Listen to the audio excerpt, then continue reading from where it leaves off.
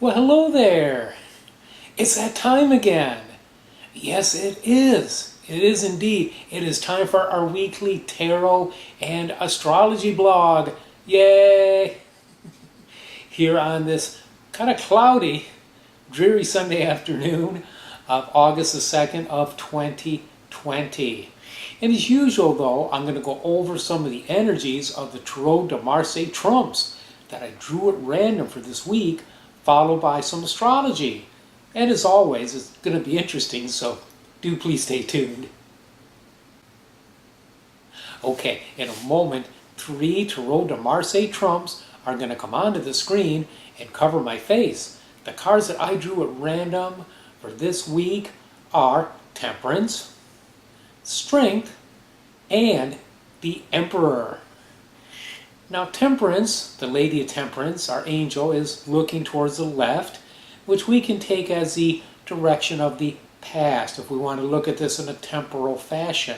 She is blending 2 cups together as she is leaning in that direction. So she sort of epitomizes flexibility, compromise, blending, putting together opposing viewpoints, so to speak, and going from there.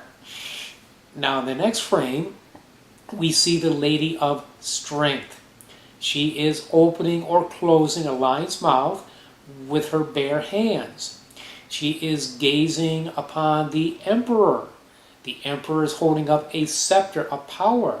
It's as if he's blocking her path or regulating her in some way. But she's not looking at the scepter. She's looking past that. She's looking around the area of his heart chakra.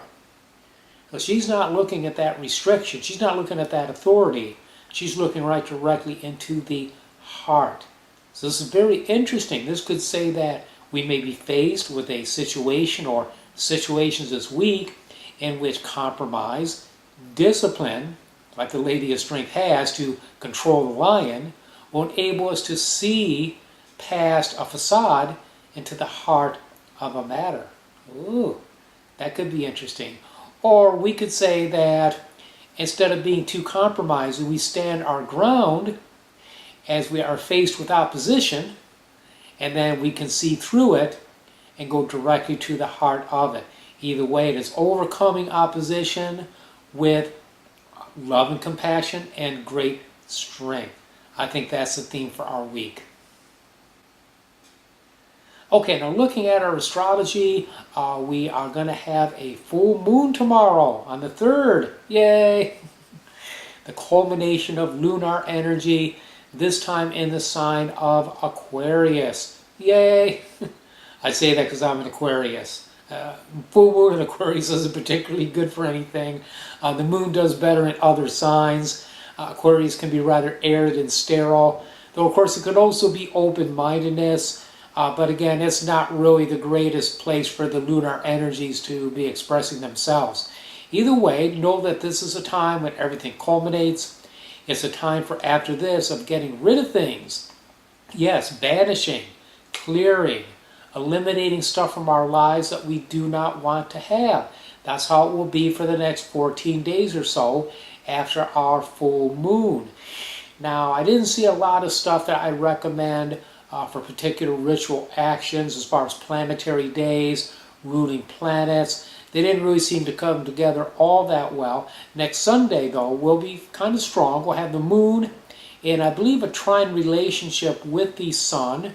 The sun is very strong right now, by the way. It is in the sign of Leo that it rules, so it is one of the most powerful astrological entities in our sphere at this time, affecting us. Also, the other strong planet would be Saturn, as it is in a sign that it rules, being in Capricorn. So that is powerful, as well as Mars, which is in the sign of Aries. So banishing stuff is going to be very effective at this time. Mars banishes, Saturn can restrict, but Saturn can also be taking responsibility. So clearing things so we can meet our responsibilities, okay? So we can be empowered and be authoritative like the sun. Ooh, I like that. These are things that we can work on over this next couple of weeks. Well, there you go. There's your weekly tarot and astrology reading. I thank you so much for your support. Till I see you next week, many, many blessings.